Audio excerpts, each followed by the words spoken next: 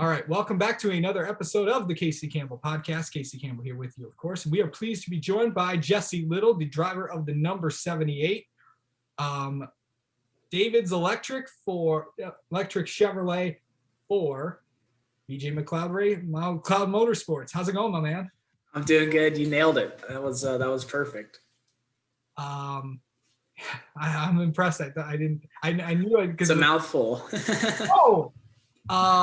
So of course, your third race of the season at Homestead. For a lot of these teams, we've gone to a super speedway, we've gone to a road course. I think now we're really going to see where everybody is at, and not just for you, but just for really every team. How has the season been going with the new Freds? Yeah, I've been more than thrilled so far with the start of our year. We've had two, I think, very respectable finishes, back-to-back races at Daytona, one being on the speedway and one being on the road course. We came home 17th and 14th, and in both races, we have a car in one piece. We have something to work on and make better. And we've done a very good job of putting ourselves in a good points position to not put ourselves in a hole early.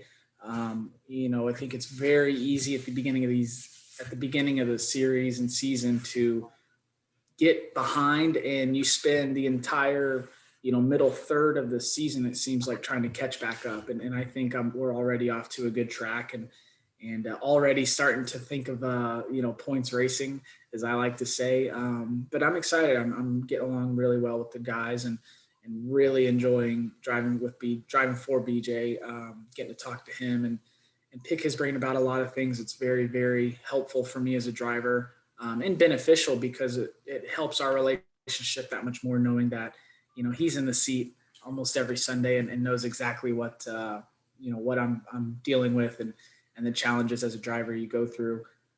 But it's going really well, and I'm excited to kind of continue to ride the momentum. And like you were saying there, this weekend is kind of the first true test for us. A mile and a half. It shows where, we're going to stack up probably for the majority of the year, who we're going to be racing around, what we can look to improve on, and where our weaknesses and vulnerabilities lie. So I'm looking forward to it. I'm excited. I think we're going to have a good starting spot. I think we will roll off like 14th. So it'll be a good test right off the bat as to the caliber that we feel we should be. Yeah. So of course, one of the big stories in the off season was you changing teams. Of course, you were with JD Motors last year. You go over to BJ McLeod, and BJ's kind of talked about, you kind of going, changing teams, and how much praise that he has for you. What was it like to decide to make the change this year?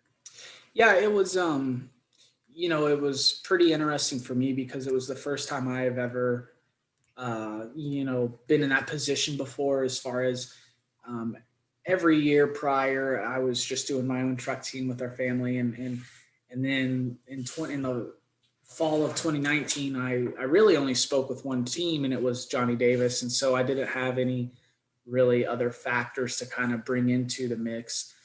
And so as I progressed through last season and we finished the year off on a good note, and it became towards the end of the year, those conversations started to develop, and I was put in positions that I hadn't been in before, as far as meeting with people, talking to people. And so it was a real new experience for me, and something that, I wanted to take my time with, but at the same time, you can't wait too long because, who knows what could happen.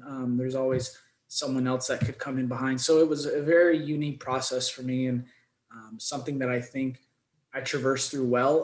There's probably things looking back, I could have done different, but it was an immediate sense of familiarity when I sat down with BJ and started talking about his program. I really enjoyed the potential behind it. He's made a super big investment in his Xfinity program over the off season, and that was really big to me. And kind of, on the same token, like I'm in a position again to elevate that program and show that, I can outdrive the equipment and it puts myself and BJ on a bigger map. And so I'm looking forward to doing that as well again this year. And, so far so good. Yeah. So, of course, David's Electric is going to be on the card this week. You know how tough it is to go get partners. But another one of your partners is the one that you're kind of wearing on your shirt there. Of course, everyone recognizes the Shriners Hospitals for Children. Of course, it's been on David Reagan. Of course, that has been on David Reagan's car, and of course, as we know, David is a Shriner himself.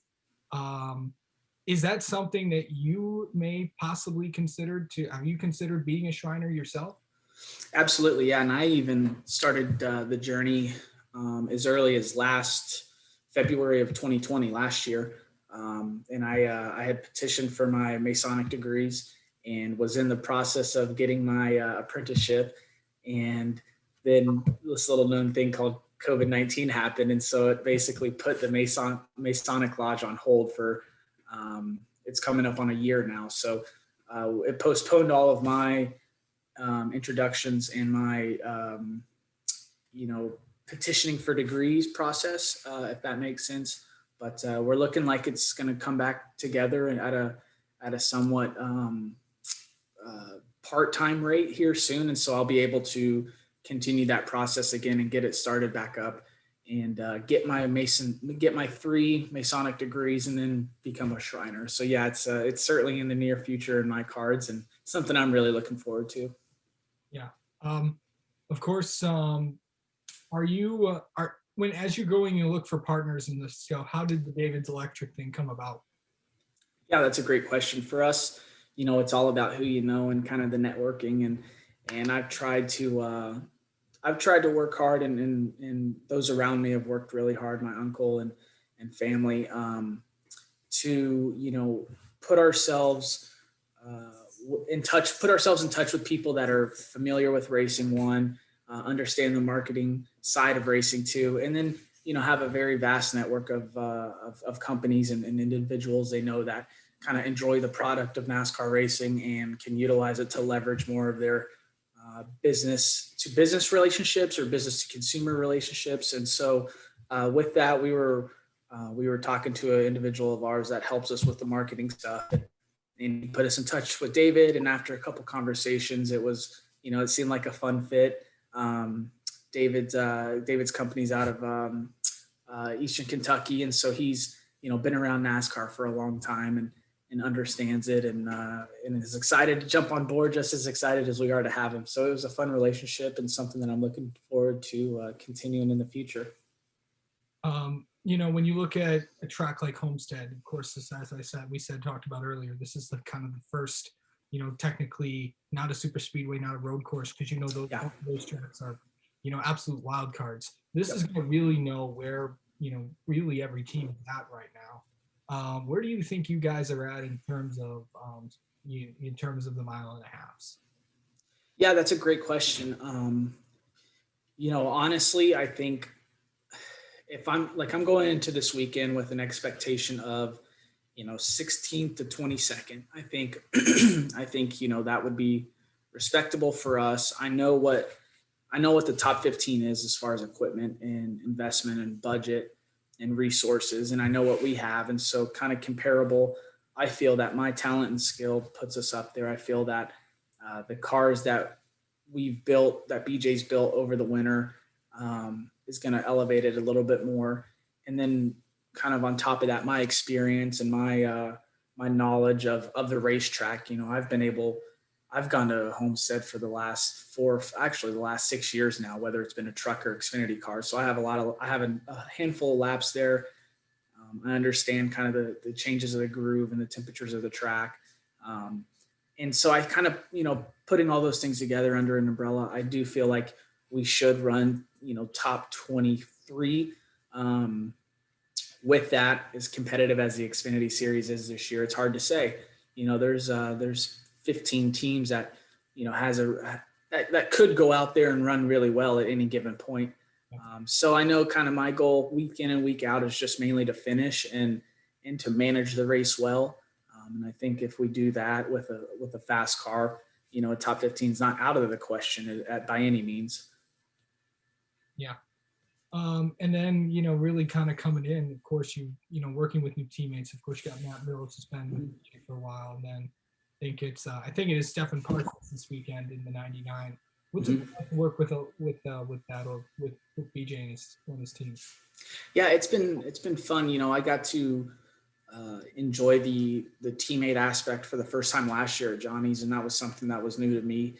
And so this year, what's been fun is, you know, we pretty much have a lot of the similar experiences. Last year, I was either the rookie or, you know, someone was coming in behind me as an even greener rookie. And so this year, you know, all three of us, for the most part, Stefan, Matt, and myself, we all have very similar experiences at the national level as far as, you know, a couple 10, 20 races in the truck series, a couple 10, 20 races in Xfinity, and here we are. And so it's nice because we can all bounce things back and forth to one another. Um, and our experience is pretty relative as far as, you know, we've never been in a winning race car, so we've been forced to know kind of how to play the game as a mid-pack team and what to get the most out of when we need to get the most out of it. So it's been nice. Obviously, like we've talked about the last two races, it's been hard to bounce stuff back and forth. But I think as we go here this weekend, we're going to be able to really get a better feel for how the program is going to go into the future. And you know, what are some things that we can work on as drivers that could elevate it and get BJ McLeod Motorsports up there in the top 20. All right. Jesse Little, appreciate your time this morning and good luck this weekend at Homestead. Awesome. Thanks, Casey. Appreciate you having me.